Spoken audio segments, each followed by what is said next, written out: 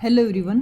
तो ये final revision चल रहा है भाई, जिस तरह से मैंने ऑप्टिक्स करवाई, वेव और रे ऑप्टिक्स, क्योंकि बहुत ज़्यादा स्कोरिंग चैप्टर है वो और आसान भी है। ठीक है, अभी मैंने ग्रेविटेशन उठाया क्योंकि छोटा सा चैप्टर बहुत आसान है भाई, क्वेश्चन आने आने इसमें से भी। तो देखिए क्या है इसमें, सारा एक बार रिवीजन करेंगे। तो ग्रेविटेशन 11th क्लास का चैप्टर है। इसमें कैपलर के 3 लॉ हैं भाई, ये आ जाता है क्वेश्चन ऐसे। कैपलर के 3 लॉ हैं। तो फर्स्ट लॉ में क्या बताया था? फर्स्ट लॉ ने बताया था भी लॉ ऑफ ऑर्बिट के बारे में, कि ऑर्बिट कैसा होता है, मतलब पूरा सर्कुलर फॉर्म में नहीं होता, इलिप्स फॉर्म में होता है इस तरह से। तो तुम्हें जस्ट याद रखना है, फर्स्ट कैपलर लॉ है, लॉ ऑफ ऑर्बिट के बारे में बताया था। सेकंड में क्या बताया था? लॉ ऑफ एरिया के बारे में। ठीक है, लॉ ऑफ एरिया के बारे में भी, एरिया जो है ना, एरिया इक्वल एरिया होता है इक्वल इंटरवल ऑफ टाइम में। क्योंकि कोई दूर है ना, ऐसे करके उसमें बताया था, दूर से जा रहा है तो उसकी स्पीड क्या हो जाती है, कम हो जाती है, पास से निकलेगा तो स्पीड ज़्यादा हो जाती है, स्पीड ज़्यादा होती है। बट ये एरिया हमेशा क्या रहता है, बराबर। तो सेकंड ने क्या बताया था? कैपलर के सेकंड लॉ ने लॉ ऑफ एरिया के बारे में। थर्ड ने क्या बताया था, जो एचटेट में पूछा हुआ है, लॉ ऑफ पीरियड के बारे में, लॉ ऑफ पीरियड के बारे में, जैसे T square proportional to R cube. ठीक है, तो एचटेट में पता है क्या दे दिया, ऐसे होता है T square directly proportional to R cube. अगर मैं ऐसे करूँ 1/3 कर दूँ दोनों साइड, तो 2/3 हो जाएगा और यहाँ आर बच जाएगा। इस फॉर्म में दे दिया, तो कंफ्यूज होने की जरूरत नहीं भी। एक फॉर्मूला याद रखो, सोच के देखो एक्चुअल में फॉर्मूला क्या था और जो उससे क्या बन सकता है, जिस फॉर्म में दे रखा उस फॉर्म में बना लो। तो ये एचटेट में आया हुआ है इस तरह से। ठीक है, तो कैपलर के लॉ उसके ऊपर भी क्वेश्चन बन जाता है। अब अभी next Newton law of gravitation, जो फोर्स का फॉर्मूला दिया था, इसके ऊपर भी क्वेश्चन डायरेक्ट भी पूछ लेते हैं कि फोर्स निकालो मास देके। तो क्या होता है, फिजिकल टू Gm/r स्क्वायर। जी क्या है यहाँ पे? ग्रेविटेशनल कांस्टेंट, जिसकी वैल्यू फिक्स होती है, कितनी होती है? 6.67 10⁻11। तो इसका यूनिट निकालोगे, कई बार पूछ लेते हैं, ग्रेविटेशनल कांस्टेंट है जो, उसकी यूनिट। तो इसकी यूनिट के लिए इसको उधर ले जाओ, तो ये न्यूटन मीटर स्क्वायर पर किलोग्राम स्क्वायर। ठीक है, इस तरह से निकाल सकते हैं। ग्रेविटी, कई बार ग्रेविटी होती है ना, ग्रेविटी है उसका फुल फील्ड भी पूछा हुआ है क्वेश्चन में, कि ग्रेविटेशनल फील्ड कहाँ तक है, वैल्यू बताओ कितनी है वहाँ पे। तो देखो mg due to gravity downward लगता है, और दूसरा फोर्स अभी मैंने बताया Gm/r स्क्वायर। स्मॉल m है, इससे कैंसिल हो जाएगा, तो g की वैल्यू क्या आ जाएगी? Gm/r square. ये वाला फॉर्मूले से ग्रेविटेशनल फील्ड निकाल सकते हैं हम किसी जगह। स्मॉल g क्या होता है? एक्सेलरेशन ड्यू टू ग्रेविटी, जिसकी वैल्यू 9.8 मीटर पर सेकेंड स्क्वायर होती है। Gravitational constant, mass of earth, radius of earth. ठीक है, तो इसकी जी की वैल्यू, ग्रेविटेशनल फील्ड पूछे, ग्रेविटेशनल फील्ड पूछे, ध्यान दो, तो कंफ्यूज नहीं होना भाई, क्या पूछा है, कौन सा फॉर्मूला लगाए, ये लगाना जी की वैल्यू। ठीक है, हाँ। अब ये जो जी होता है ना, इसके अंदर वेरिएशन होता रहता है भाई। वेरिएशन मतलब हर जगह सेम नहीं होता। सरफेस, अर्थ के सरफेस पे इसकी वैल्यू 9.8 मीटर पर सेकेंड स्क्वायर होती है, और अर्थ से अंदर जाओगे डेप्थ में या ऊंचाई पे जाओगे तो जी की वैल्यू कम हो जाती है। अगर हम जाएं हाइट पे, ऊपर की तरफ जाएं, तो जी की वैल्यू हो जाती है कितनी? जी इंटू 1-2h/r। एच मतलब जितनी हाइट पे जाओगे, ये वाली। ठीक है, तो कई बार परसेंटेज देके या फिर कितनी हाइट की वैल्यू पूछ लेंगे, कितनी हाइट पे जी की वैल्यू भी 60% कम हो जाएगी, 40%, इस तरह का कुछ भी दे सकता है। फॉर्मूला आपको पता है, आराम से निकाल सकते हो। हाँ, इसको वेट से भी रिलेट कर सकता है, क्योंकि वेट का फॉर्मूला क्या होता है? mg। तो अगर मैं दोनों साइड m से मल्टीप्लाई कर दूं तो ये वेट बन जाएगा। तो वेट से भी आ सकता है ये क्वेश्चन, वेट की फॉर्म में। ठीक है, दूसरा बात करें हम डेप्थ में जाएं, भाई डेप्थ में मतलब अंदर की साइड जाएं, तो जी के अंदर कितना वेरिएशन होता है? g इंटू 1-d/r, ये बड़ा, बस सिंपल। ठीक है अच्छा, यहाँ से देखो जी डैश की वैल्यू ऐसे भी निकाल सकते हो, जी इससे मल्टीप्लाई करोगे जी, और इसके साथ भी जी जाएगा, वो डिवाइड में आ जाएगा, क्या बच गया इधर? d/r।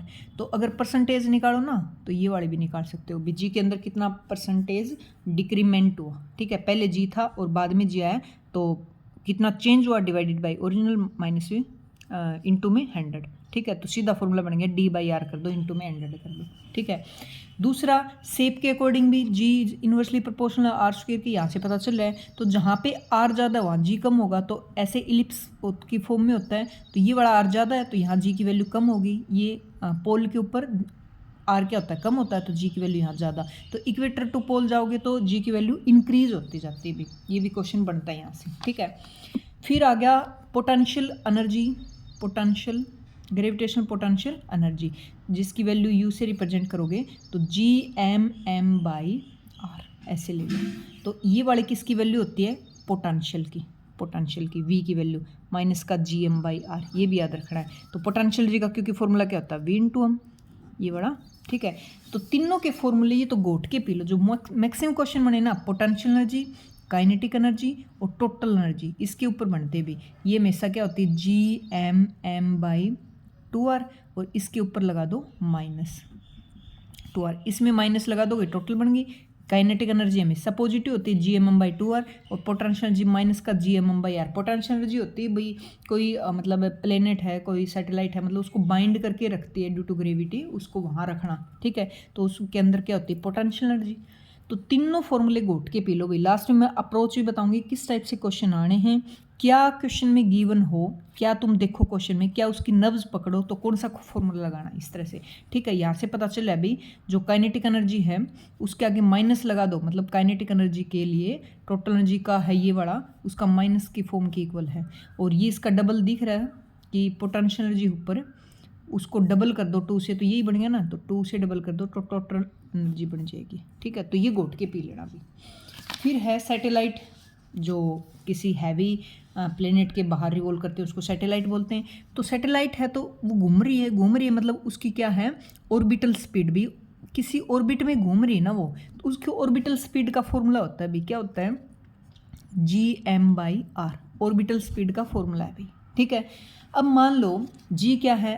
कांस्टेंट है, m क्या है? मास ऑफ अर्थ है, r मैं सरफेस पे या उसके पास लेके चलो, रेडियस अर्थ की रेडियस के इक्वल ये वाले लो भाई। मैं ये कहूँ कि अर्थ है, उसके बिल्कुल पास से कोई प्लेनेट मतलब रिवॉल्व कर रहे हैं, तो कितनी उसकी ऑर्बिटल स्पीड होगी जब वो बिल्कुल अर्थ के पास है? तो सभी की वैल्यू फिक्स हो जाएंगी भाई, अर्थ वाली रखेंगे, तो यहाँ पे ऑर्बिटल स्पीड आएगी 7.92 किलोमीटर पर सेकेंड। ये स्टेट में पूछा गया भाई, कोई भी जब सैटेलाइट है बहुत क्लोज है, कोई भी सैटेलाइट अर्थ के बहुत क्लोज है, पास से निकल जाए, तो किस स्पीड से निकलेगा?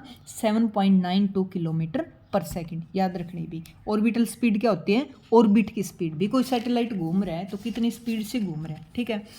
अच्छा, फिर उसका टाइम पीरियड, जब वो बहुत पास से निकल रहा है तो कितना टाइम लेता होगा? देखो मैंने क्या बताया था, कोई सैटेलाइट है अर्थ के पास से निकलता है तो स्पीड ज़्यादा होती है, दूर से निकलेगा स्पीड कम होती है। तो सीधी सी बात है, पास से निकल रहा है, देखो कितनी ज़्यादा स्पीड है, तो टाइम क्या लेगा? कम लेगा। तो 84.6 मिनट में वो अपनी ट्रैवल कर लेता है डिस्टेंस, ठीक है। तीनों का फॉर्मूला काइनेटिक, पोटेंशियल, टोटल का मैं बता चुकी, याद रखना है। हाँ, एक बाइंडिंग एनर्जी और आ जाता है भाई। तो बाइंडिंग एनर्जी क्या होता है? जो टोटल एनर्जी है ना, ये नेगेटिव है, बस उसका पॉजिटिव कर दो टोटल एनर्जी का। तो बाइंडिंग का मतलब होता है बाइंड करके जो उसको एनर्जी रखी है उसको, मतलब बाइंडिंग एनर्जी मतलब बांध के रखा उसको। तो उस सैटेलाइट को हमें वहाँ से रिमूव करना है, तो टोटल एनर्जी जो नेगेटिव थी ना, उतनी उसको पॉजिटिव देकर फ्री हो जाएगी, तो बाइंड एनर्जी टोटल की पॉजिटिव हो जाती है। यहाँ नेगेटिव साइन, यहाँ पॉजिटिव आ जाएगा, बस, ठीक है। अब बात करें भाई, जो सैटेलाइट हैं वो भी दो टाइप की होती है, एक तो होती है जियो स्टेशनरी सैटेलाइट, और एक होती है पोलर सैटेलाइट। नाम से ही पता, जियो स्टेशनरी मतलब लाइक रेस्ट में हो, तो ये अर्थ के साथ साथ चलती हुई, अर्थ रिवॉल्व करती है अपने एक्सिस के अबाउट, ठीक है। मतलब अर्थ घूमती है ऐसे, तो उसके साथ ही चलती वो, ठीक है। अर्थ के विद रिस्पेक्ट उसकी वेलोसिटी 0 हो गई भी, अर्थ जहाँ जैसे चल रही है उतनी स्पीड से चल रही, तो अर्थ अपने एक्सिस के अबाउट कितना चक्कर लगा लेती है भी? 24 घंटे में। तो इसका भी वही टाइम पीरियड है, क्योंकि ये अर्थ के बिल्कुल यहाँ है, तो ऐसे साथ साथ रहेगी, ऐसे साथ साथ, तो इसलिए इसे जियो स्टेशनरी बोला गया। अर्थ के विद रिस्पेक्ट तो ये रेस्ट में ही हुई, ठीक है। तो टाइम पीरियड इसका भी क्या हुआ? जियो स्टेशनरी का 24 आवर। तो इसकी स्पीड क्या होती होगी फिर? स्पीड क्या होती होगी? 3.1 किलोमीटर पर सेकंड। ये भी पूछा गया अभी, और आ सकता आने के चांस है। जियो स्टेशनरी सैटेलाइट है, उनका जो स्पीड होता है 3.1 किलोमीटर पर सेकंड, टाइम पीरियड 24 आवर। क्यों? क्योंकि ये अर्थ के साथ साथ चलती है, 24 घंटे में अर्थ अपने खुद के अबाउट घूम लेती, तो इनका भी क्या हुआ? 24 घंटे ऐसे होती। मान लो ये अर्थ है तो ये ऐसे घूमती भी इसके अबाउट, ये अर्थ है तो ऐसे एक ऐसे घूमे, तो ये पोल ऊपर होता है, तो पोलर सैटेलाइट होते हैं जो ऊपर ऐसे घूमते हैं। तो पोलर सैटेलाइट होते हैं ना, वो 500 से 800 किलोमीटर की डिस्टेंस पे रखे जाते हैं। अभी इतने पास हैं तो सीधी सी बात है, इनकी स्पीड ज़्यादा होगी, तो ये मात्र 100 मिनट में घूम लेते हैं भी अपना एक चक्कर, ठीक है।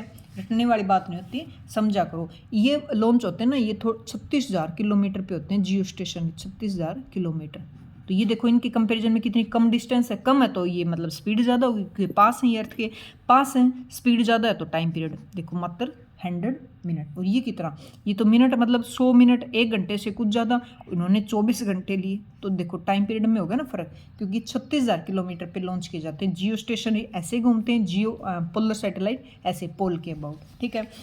एक नाम आता है अभी इसमें इस्केप स्पीड। इस्केप स्पीड होती है एक ऐसे स्पीड उसको दें ताकि वो ग्रेविटेशन, देखो कोई चीज़ फेंकते हैं वो अर्थ की तरफ आ जाती है, तो उसको ऐसे स्पीड प्रोवाइड करें कि वो ग्रेविटेशनल जो फील्ड है उसको क्रॉस कर जाए, वापिस ना आए, तो उस स्पीड से कितनी स्पीड से फेंका जाए, तो इस्केप स्पीड का फॉर्मूला होता है अभी 2gm/r।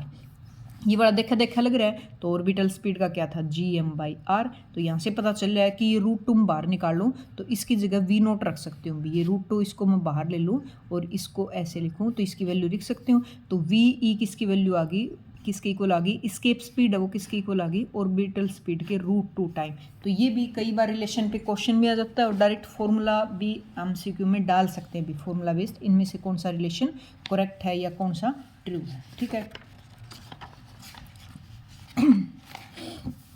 हाँ और बताओ और क्या क्वेश्चन पूछ सकते हैं। मेरे हिसाब से फॉर्मूले तो सारे अपने हो गए भाई कंप्लीट। क्या क्या मेन फॉर्मूले हैं, ऑर्बिटल स्पीड का, स्केप स्पीड का, काइनेटिक का याद रखो, पोटेंशियल का याद रखो, टोटल का याद रखो, और पोटेंशियल का खुद का फॉर्मूला याद रखो, पोटेंशियल का और फोर्स का फॉर्मूला याद रखो, बस ये फॉर्मूले हैं फोर्स का। अच्छा क्वेश्चन कैसे बन सकते हैं वो देख लो। क्वेश्चन बन सकते हैं भी, देखो अर्थ है, अर्थ वहाँ से ऐसे बोलेगा कि किसी एल्टीट्यूड बोले 2r, बे अर्थ की रेडियस r है तो 2r एल्टीट्यूड, एल्टीट्यूड होता है हाइट, इसकी 2r हाइट पे एक सैटेलाइट को यहाँ से यहाँ लेके जाया गया। अगर शब्द आ जाए, शब्द को पहचाना, पुट किया गया, यहाँ से उठाया यहाँ पुट कर दिया, तो सीधी सी बात है अर्थ सरफेस पे वो रेस्ट में थी, यहाँ से सिर्फ यहाँ पुट किया गया, तो जो फाइनल पोटेंशियल एनर्जी है ना, पोटेंशियल को ऐसे लिख दो, पोटेंशियल एनर्जी फाइनल, उसमें से इनिशियल को माइनस कर दो तो यहाँ से यहाँ पुट करने में कितनी एनर्जी लगी वो निकलेगी। समझो इस चीज़ को, यहाँ से यहाँ उठाया तो दोनों जगह रेस्ट में ही है भी, यहाँ से उठा के यहाँ रख दिया तो काइनेटिक यहाँ जीरो थी, काइनेटिक यहाँ जीरो थी, काइनेटिक जीरो तो बची कौन, पोटेंशियल। तो पोटेंशियल एनर्जी का डिफरेंस निकालना दोनों में, कब बोलेगा अर्थ सरफेस के किसी, अर्थ सरफेस से किसी ऑर्बिट में उसकी रेडियस देगा वहाँ पुट किया गया। अगर बोले अर्थ के सरफेस से, अर्थ के सरफेस से 3r हाइट पे किसी ऑर्बिट में, ऑर्बिट नाम आ जाए, ऑर्बिट में लॉन्च किया गया, ऑर्बिट का मतलब होता है वहाँ ऑर्बिट बनेगा तो सीधी सी बात वो घूमेगा, और घूमेगा तो उसके पास टोटल एनर्जी होती है, क्योंकि उसके भाई घूमेगा तो काइनेटिक भी है पोटेंशियल भी है। वहाँ यहाँ वो रेस्ट में था तो यहाँ उसके पास काइनेटिक जीरो थी भाई, अर्थ सरफेस से उठा के उसको किसी ऑर्बिट में लेके गया। पीछे के PYQ है ना, एक बार चेक कर लेना, सब कुछ मेंशन होता है क्वेश्चन में, उसकी नब्ज होती भी कौन सा फॉर्मूला लगेगा। अगर अर्थ सरफेस से किसी ऑर्बिटल में लेके जाया गया तो ऑर्बिटल में मतलब वहाँ काइनेटिक भी है, ऑर्बिट है तो घूमेगा और पोटेंशियल भी है। सरफेस से लेके गए तो काइनेटिक कितनी है, जीरो, सिर्फ पोटेंशियल है, तो यहाँ तो टोटल एनर्जी वाला लगा देना, माइनस यहाँ सिर्फ पोटेंशियल, दोनों का डिफरेंस है तो यहाँ से यहाँ लॉन्च करने में आ जाएगी उसकी एनर्जी, ठीक है। इस तरह से क्वेश्चन पूछे जाते हैं भी, मेन तो ये दो ही बनते हैं भी, ऑर्बिट में लेके गए या पुट किया, ठीक है। और इसके ऊपर क्या क्वेश्चन बना था, इसके स्पीड कम बताई चुकी। हाँ इतना ध्यान रख लेना है कि ऑर्बिट की अगर रेडियस देना तो ये कंप्लीट, ये ऑर्बिट है इसकी रेडियस ये होती है। अगर अर्थ सरफेस के ऊपर एल्टीट्यूड या हाइट दे तो ये 2r है ना, तो कंप्लीट ऑर्बिट की रेडियस 3r हो जाएगी, r तो अर्थ की है और 2r ये तो 3r बन जाएगी। इस तरह की मिस्टेक मत कर देना भाई, बस क्वेश्चन इतने आते हैं, ज़्यादा घुमाते नहीं, आसान चैप्टर है, लिमिटेड फॉर्मूले में, लिमिटेड गिनती के फॉर्मूले, एक बार इनको और पुट देख लेना, इस टाइप के क्वेश्चन बनते हैं भी इसमें मेरे हिसाब से, वो तो मुझे ध्यान नहीं आ रहा इतना। चलो ठीक है, मिलते हैं नेक्स्ट वीडियो में, नेक्स्ट एक इम्पोर्टेंट चैप्टर के साथ। और वीडियो को लाइक करो, अभी के अभी करो, और कमेंट जरूर करके अपना सुझाव देंगे, ठीक है। ओके।